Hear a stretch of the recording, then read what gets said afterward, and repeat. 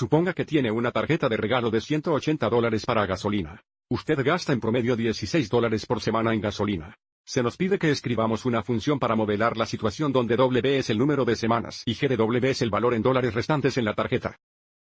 Debido a que el cambio en el valor es constante por semana, podemos modelar esto usando una ecuación lineal o una función lineal.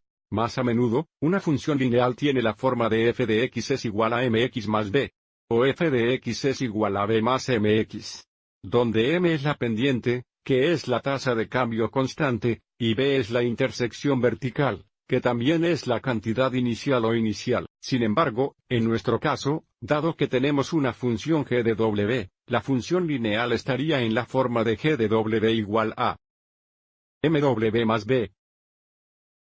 Quiere que g de w sea igual a b, más mw.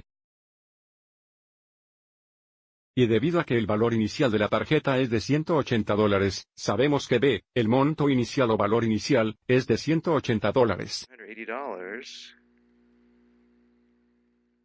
Y luego m, la pendiente, que en este caso es igual al cambio en el valor, dividido por el cambio en el número de semanas, sería igual $16 negativos por semana.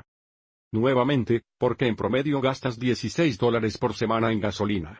Entonces, el valor está disminuyendo en $16 por semana. Entonces m, es igual $16 negativo por semana.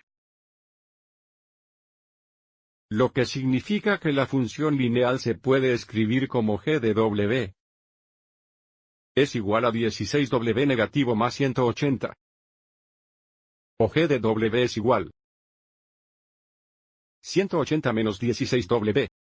Y probablemente tenga un poco más de sentido escribir aquí la función g de w, donde el valor de la tarjeta es igual 180 a $. Menos $16 por semana, multiplicado por el número de semanas. Entonces, entremos g de w es igual a 180, menos 16w. Y para la segunda parte, se nos pide evaluar g de 6. Entonces, para determinar g de 6, sustituiremos 6 por la variable de entrada w. Simplificando en el lado derecho obtenemos 180 menos 96, que es igual a 84. Entonces, g de 6 es igual a 84. Escribamos una oración para explicar el significado de este valor de función.